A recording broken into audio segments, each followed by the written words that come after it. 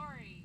Here we are at week 5 of our Farm and Forest Explorer video series. Our background is the beautiful Seneca Creek State Park, and I have a special guest with me, Rowan. I'm Rowan. And today he's going to be showing us how to safely light a fire from scratch. Here. Basically, the first step is to have a safe boundary for your fire. What we have here is rocks all around it. You don't need to clear out any organic matter because the fire won't jump a long range of rock unless you have organic matter on that, which you should. Or you could just clear out a few inches away from where you're actually doing your fire, like 4 inches, and clear out any organic matter in that 4 inches, and just then you can make your fire there. Second step is to get tinder. The tinder is basically what you're first gonna light. You put it right in the middle. A good trick I learned is to make a hole down in the dirt.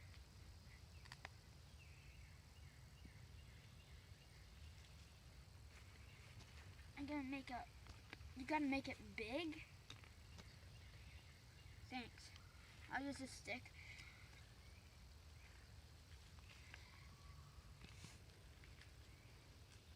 This allows the air to come up under it, and it allows you to put your match or your lighter under it. It's way greater chance of lighting. Guess that's good enough. Now we're gonna put some of our tinder on. Remember, this is the first thing you're gonna be lighting, and then it'll catch on to these. Next you have to get these. These have to be smaller or the same size as matches. That's important because the flame on this is not going to be too big and it's not going to last for long, so it has to catch onto something that can catch onto these.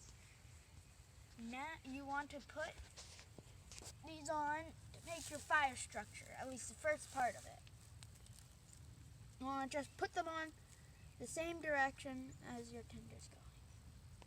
You want to not shove them down too hard because you want air through there so the flame can have some air to breathe. You want to try to put the smallest stuff on the bottom and then work your way to the top with bigger stuff. You want at least this much kindling. I'm not guaranteeing this will light. I've not done this in a really long time. You want to try to get as much kindling as you can. The more the better. You need a lot. That's one thing I learned. Now we're going to move on to our next. This is a little bigger than matchsticks.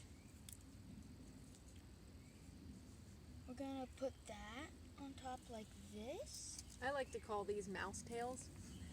Or rat tails. They're a little bigger than mouse's tails. Or rat tails. Remember, you want to kind of make it so there's air going through. This is definitely not going to light. This isn't gonna light, but it's a little top heavy. I'm gonna have to push it down. So now I think this is ready to light. So Mama, would you go light it? Safety, kids, make sure your adult is supervising this, and you can use a matchstick or a little lighter. But here, I'm gonna go from this side because I'm right-handed. Don't knock it down. Don't knock it down. You might want to blow on it a little, like really lightly, as light as you can.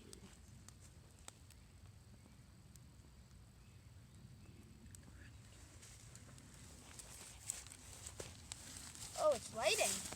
I didn't think it would.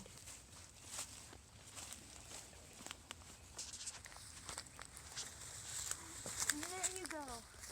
One more time. You've got to be patient with this because it might take a long time for it to get bigger. It's getting a little top heavy. But then you can start adding some of these on the sides. Bigger than pencils. But then add them on carefully so you don't knock over your structure. It's really taking off. Yeah. Something Rowan didn't mention, but I've learned the hard way, is you have to make sure that your wood is everything's really dry. Yeah. The tinder and the wood. And to do that, you never want to pick up a stick off the ground. Always make sure that the part you're taking is up in the air. If it has just rained, that's even more difficult. I don't know, Rowan, do you have any suggestions on if it's just rained, how to get dry tinder or where to find it? You might want to look on a standing dead tree. They're kind of hard to find, but yeah, that's the best. Now we've really got a big fire. Let's put a little bit of more of these on. Now we have our bigger sticks. I call these cattails. Cattails. Okay, fine. We'll go with cattails. This gets really toasty, Yeah. really quick, so. I'm actually uncomfortably hot. Okay. Gotta put on all of them. Want to give the fire food. Yep. After the point of the mini sticks, or the small sticks, then you want to not give them any, like, leaf material unless it's, like, for fun. It tends to smoke and it doesn't do really good. It doesn't stay, like, big burst of flames for very long. It's kind of baby food for it. There, we almost got it all on. It's going good. Whew. I'm not sweating yet. Here, I'll just put this. All right, so once the flame burns down a little, you'll start seeing coals. And at that point, you can use the fire for many different things. Cooking ash cakes. Cooking ash cakes. It's a good place for roasting things under the ashes. Like ash cakes, you can roast potatoes, you can roast lots of things. Corn. You can put them in tin foil and then just shove them up under the ashes, bury them in ashes, and they'll cook nice. They'll cook nice. You can also get a long green stick or one that isn't dry and shave off the end of the bark on the end and make it sharp, and you can skewer it with like a shish kebab and cook your hot dog or cook your apples on the stick over the coals. But and of course, when you leave the fire, you always want to douse the flames and the coals with lots of water. And it's also important when you're walking around the fire to go outside the ring. You never want to walk in between someone else and the fire, because if they happen to move, you might accidentally go into the coals or into the fire. Bump you. And they might bump you without accidentally. So I hope you've enjoyed our experience with building fires from scratch here in our local Seneca Creek State Park. See ya. See you later.